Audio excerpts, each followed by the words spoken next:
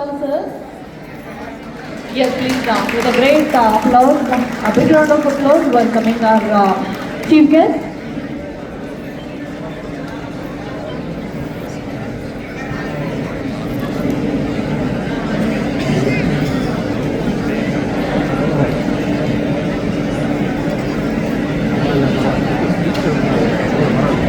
అందరికీ నమస్కారం. అస్సలాము అలైకుం.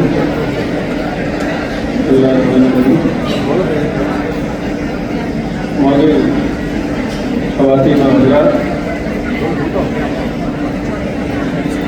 मैं पहले से आप लोगों का इंतजार कर रहा हूँ क्योंकि मेरे फिल्म में और इस महफिल में आने के लिए और हमारे जो पुराने दोस्त सजीव साहब, जावेद साहब और उनके ख़ानदान वाले जितने भी लोग हैं जो इस दावत में शामिल नहीं कर सकते, इसलिए मैं उनके तहे से शुक्रिया अदा करता हूँ.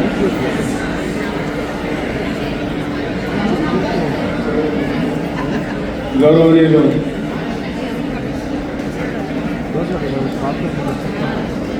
మిత్రులు, సహచర మంత్రివర్యులు, టూరిజం శాఖ మంత్రులు ఈ దుర్గేష్ గారికి, అదేవిధంగా అన్న ముచ్చయ్య చౌదరి గారు చాలా సీనియర్ నాయకుడు, చాలా రాజకీయవేత్త, చాలా రాజకీయ అనుభవం ఉన్నవాడు. రాజకీయంలో 1 కాదు 2 కాదు 3 కాదు 7 సార్లు గెలిచిన వ్యక్తి, ప్రజల నాడి తెలిసిన వ్యక్తి, ప్రజాహిత అభివృద్ధి కార్యక్రమం పాల్గొన్న వ్యక్తి మా అన్న ముచ్చయ్య చౌదరి గారు. వారితో పాటు నేను కూడా ఉన్న 44 సంవత్సరాల నుంచి వారికి నాకు చాలా అనుబంధమైన సంబంధం ఉంది.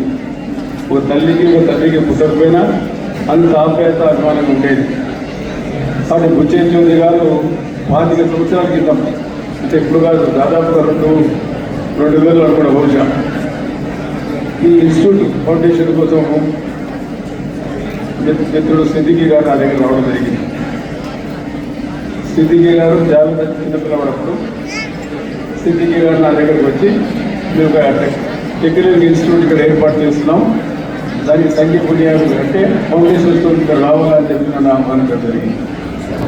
సరే, సంతోషం గారితో మాట్లాడిన తర్వాత నేను కార్యక్రమం ఏర్పాటు చేసుకుని చెప్పడం జరిగింది. అప్పుడు యనమల రామకృష్ణుడు గారు స్పీకర్గా ఉన్నారు, దాని ఫైనాన్స్ మినిస్టర్గా ఉన్నారు. వారితో పాటు నేను ముచ్చయ్య చౌదరి గారు దీన్ని శంకుస్థాపన చేయడం జరిగింది. ఆ వేసిన మిత్రులు ఈరోజు ఎటువంటి ఫలితాలు ఇచ్చిందో చెప్పాల్సిన అవసరం లేదు, మా మాడమైన ఫలితాలు ఇచ్చింది. 25 సంవత్సరాల క్రితం దాని విత్తనాలు వేశాం, ఆ విత్తనం చెట్టై మానై ఈరోజు కాయలు కాసి ఇంతమంది ప్రొడ్యూస్ చేసినట్టు చాలా సంతోషంగా ఉంటుంది. ముఖ్యంగా మీ అందరికీ తెలియజేస్తున్నాను. కాబట్టి ఈ ఇన్స్టిట్యూట్లో ఎవరైతే మేనేజ్మెంట్ వారు ఉన్నారో వారి బాగా కష్టపడ్డాను. అది బాగా జ్ఞాపకం. ఆ రోజుల్లో హైదరాబాద్లో వచ్చి నేను అక్కడ మున్సిపల్ మినిస్టర్ ఉన్నాను. ఆ రోజు మున్సిపల్ మినిస్టర్గా ఉన్నప్పుడు ఈ టెక్నికల్ ఇన్స్టిట్యూషన్గా బాగా అప్పుడే చేశాను. ఆ రోజు చంద్రబాబు నాయుడు గారు పిలిపించారు, ఈజిరెడ్డి గారు వచ్చారు హైదరాబాద్లో, మహాతీర్ మొహమ్మద్ గారు పిలిపించారు. పిలిపించి మన దగ్గర కూడా దీన్ని టెక్నికల్ సాంకేతికపరమైన విద్యను మనం కూడా ప్రొడ్యూస్ చేయాలని ఒక ఆలోచనకు రావడం జరిగింది. వారు ఇక్కడికి రావడం వల్లే వాజ్పేయి గారు ప్రధానమంత్రిగా ఉన్నప్పుడు భారతదేశంలో ఎక్కడికో పోవాలనుకుంటే ప్రస్తుతంగా చంద్రబాబు నాయుడు గారు ఒప్పుకోలేదు, హైదరాబాద్కు రావాలని చెప్పి పట్టుబట్టడంతో ఆ రోజు దాదాపు 29 మంది పార్లమెంట్ సభ్యులు ఉండడంతో ప్రధానమంత్రి గారు ఏమి కాదనక హైదరాబాద్కి వచ్చారు, వీళ్ళని పంపించడం జరిగింది. దాంతోపాటు ఆ రోజు వాళ్ళు పంపడం వల్ల హైదరాబాద్లో ఎటువంటి పరిస్థితులు తెలుసు. సాంకేతికపరమైన విద్య వల్ల హైదరాబాద్ ఇంత అభివృద్ధి మనం చెప్పాల్సిన అవసరం లేదు.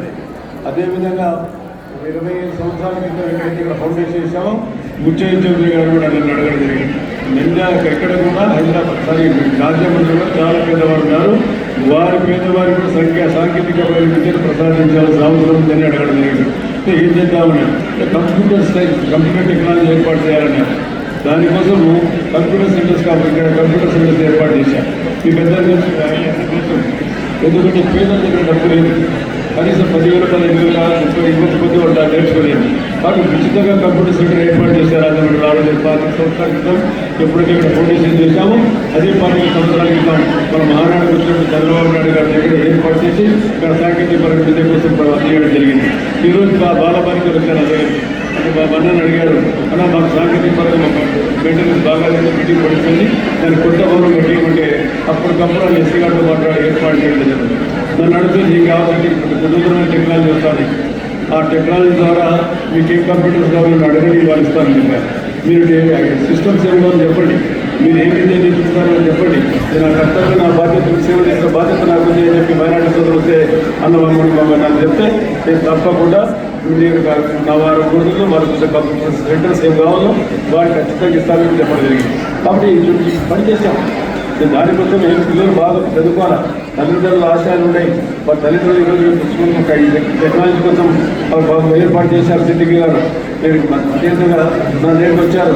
నా దగ్గరికి వచ్చి మా ఇంట్లో కూర్చున్నాడు, కడపలో మేము తీసుకుంటే కాలేజ్ బాగుంటుందని అన్నారు.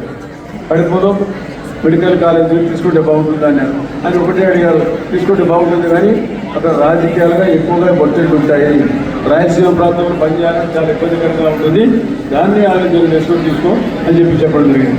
అప్పుడు అదేవిధంగా ఏదైనా సరే భగవంతుడు ఉంటాడని చెప్పి ఆ రోజు ముందుకు పోయి కడప లాంటి ప్రాంతంలో ఫాతిమా గారిని సమర్థవంతంగా నిర్వహణ చేసుకుని తేలిగలరంటే అది చాలా విషయం కట్టారు. అది జగన్కి బాగా తెలుసు. ఎంత కష్టపడాలో అక్కడ రాయలసీమ ప్రాంతంలో ఇన్స్టిట్యూట్ ఉంటే ఏ రకంగా ఉంటుందో నేను చెప్పాల్సి వస్తుంది రాయలసీమ వాసిగా. కాబట్టి అలాగే అమీర్ ఎంత ఈరోజు మన 25 సంవత్సరాల తర్వాత మమ్మల్నే పిలిపించి నాతోనే మన ఈరోజు ఈ కార్యక్రమం పాల్గొనే అవకాశం మనకు చేసింది. నాకు కలిగినట్టే భగవంతుడు ఆయన కాసి ఆయన ఇచ్చాడు. ఆ భగవంతుడు ఇద్దరం కూడా ఈరోజు మన నేర్పడి కూడా చెప్పే గోల్డెన్ జూబ్లీ కూడా మాకు చేతులు ఉండాలి. మళ్ళీ గోల్డెన్ జూబ్లీకి చేతులుగానే వచ్చి చేయాలని నా ఆశయం. 2047లో మళ్ళీ భగవంతుడు ఆశ. ఎందుకంటే ఈరోజు చాలా చాలా ఫాస్ట్గా పోతా ఉంది. ఎగ్జిరెన్సీ గారు వచ్చిన తర్వాత మరి టెక్నాలజీలో ఏ రకంగా రంగంలో ఏ రకంగా మీకు అందరికీ బాగా తెలుసు. కాబట్టి ఈరోజు మరి ముఖ్యంగా ఆర్టిఫిషియల్ ఇంటెలిజెన్స్ గురించి దాన్ని కూడా మనం ప్రమోట్ చేయాలి. దాని గురించి ఉండాలి. దాని టెక్నాలజీ ఏర్పాటు చేయాలి. కాబట్టి నేను కోరుకుంటే పిల్లలు బాగా చదువుకోండి. మీరు రాజకీయాల వైపు చూడకండి. రాజకీయాలు కలిసిగా అయిపోయినాయి. మమ్మల్ని చూసి మా స్థాయిలో ఉండాలనుకుంటే వారిని చూసి మంత్రి గారు అందరూ కూడా కాలేదు. కాబట్టి రాజకీయాలు వదిలేసి రాజకీయాలు వద్దనుకొని బాగా చదివి మీ తల్లిదండ్రుల ఆశయాలు నెరవేర్చుకుంటండి. మీ తల్లిదండ్రులు కూడా కలిగితే దానికి నిలబెట్టండి దయచేసి. ఎందుకంటే ఈరోజు చంద్రబాబు నాయుడు గారు ఇంత కష్టపడ్డారు, హైదరాబాద్ స్థాయి నేనే ముఖ్యమంత్రి అటువంటి అలాంటి ఈరోజు యూనివర్సిటీ అలాంటి చేస్తే మీకు ఏ రకంగా ఉన్నాయి. ఇప్పుడు హైదరాబాద్ చేస్తే మీరు హైదరాబాద్ వచ్చినారు అంటే ఒకసారి మీరు పోయి హైదరాబాద్లో మీరు చూడండి. ఫైనాన్స్ ఇచ్చి పోతే మీకు కట్టుకోండి. దుబాయ్ కూడా పనికిరాదు, అమెరికా కూడా పనికిరాదు. రాత్రి కూడా చక్కెర కొట్టిన ఎందుకంటే రంజాన్ వచ్చిన తెల్లవారు ఉంటుంది కాబట్టి మీరు చూడండి. దానికి డెవలప్మెంట్ కార్యక్రమాలు చంద్రబాబు నాయుడు ఈ మహానుభావులందరూ తీసుకొచ్చాడు. ఆడ హైదరాబాద్ ఆర్ఐటీ ఉర్దూ యూనివర్సిటీ వచ్చిందంటే 200 ఎకరాల నుంచి కేటాయిస్తామని చెప్తే ఆ రోజు వాజ్పేయి గారు లేదు లక్నో తీసుకోపోవాలని. లేకపోతే ఉర్దూ యూనివర్సిటీ హైదరాబాద్ ఉండాలంటే పాతలేదు పాప 200 ఎకరాలు ఇచ్చాం హైదరాబాద్ ఉర్దూ యూనివర్సిటీకి. ఇప్పుడు ఆ ఏ రకంగా వచ్చింది పట్టుదల కృషి లేకపోతే రావుతుంది. కాబట్టి చంద్రబాబు పట్టుదల చేసే వ్యక్తి 1-4 సార్లు చెప్తాడు, పని కావాలా ఆయనకు కావాల్సిన పని నా రాష్ట్రానికి చెందాలని ఒక ఆకాంక్ష ఆయనకు ఉంటుంది. కాబట్టి ఈరోజు కార్యక్రమాలు చూస్తున్నాం. మనకి చాలా చేశాం. కానీ ఈరోజు చాలా స్టూడెంట్స్ ఎక్కువగా మైనారిటీ స్టూడెంట్స్ ఉన్నారు కాబట్టి మీరు బాగా చదువుకున్నామా, చదువుకొని మీరు భవిష్యత్తులు కావాలా. మీ తల్లిదండ్రులు ఏ ఆశయంతో బతకాలో ఆ ఆశయం నెరవేర్చవలసిన బాధ్యత కర్తవ్యం ఇక్కడ పిల్లల మీద ఉందని చెప్పి ముఖ్యంగా తెలియజేస్తున్నాం. కానీ ఈరోజు మన ఈ కార్యక్రమంలో చాలా మంచి చాలా ఎక్స్ప్లెయిన్ చేస్తున్నాను. వారికి నాకు అనుభవం ఏంటంటే ఫస్ట్ డే క్యాబినెట్ హిస్టరీకి తీసుకోవడానికి నా దగ్గర వచ్చించాడు. నేను నా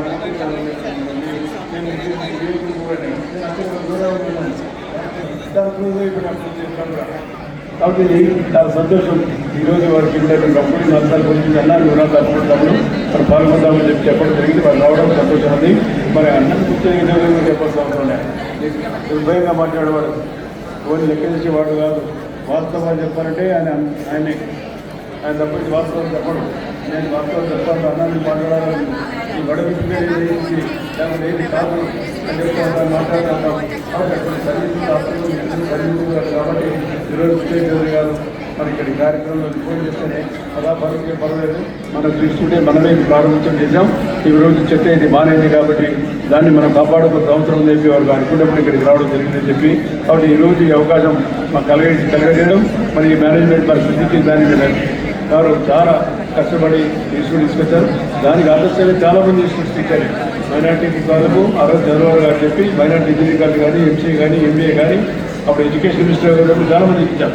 ఎంసీఏ ఎంబీఏ గారు మైనార్టీ పెట్టుకుంటామంటే పెట్టుకొని ఇస్తారు. మన తర్వాత ఇది మళ్ళీ ఎడ్యుకేషన్ మినిస్టర్ కూడా అయ్యా అప్పుడు కూడా హెల్ప్ చేశారు. పెట్టుకుంటే అవకాశం ఇచ్చింది చంద్రబాబు నాయుడు గారు అని చెప్పి చాలా మందికి హైదరాబాద్లో కానీ నాకు కూడా ఇచ్చాడు. నేను కూడా పెట్టుకోలేకపోయినాను. అది మరోసారి నా జరిగిపోయింది దాన్ని తెలుసు సంగతి. అంటే ఈరోజు ఈ ఇన్స్టిట్యూట్ కావాలా, ఇంకా మైనార్టీ ప్రమోట్ కావాలా, ఇద్దరు ముందుకు పోవాలా. మనం చాలా పేద వర్గాలు మన దగ్గర ఉన్నాయి. చాలా పేదరికం మనకు ఉంది. పేదరికం పోవాలంటే మనం బాగా తెలుసుకోవాలి, ముందుకు రావాలా.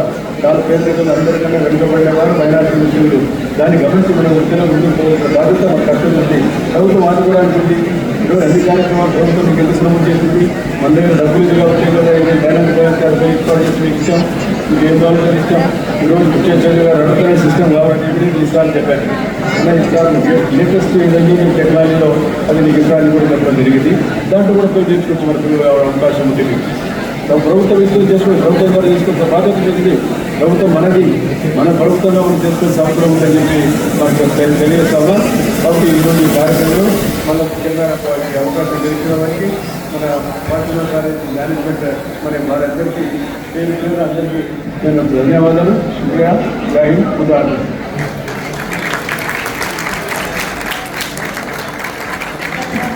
Thank you so much for the valuable speech. Thank you so much. And requesting everyone, please be quiet and also please be seated. Moving forward.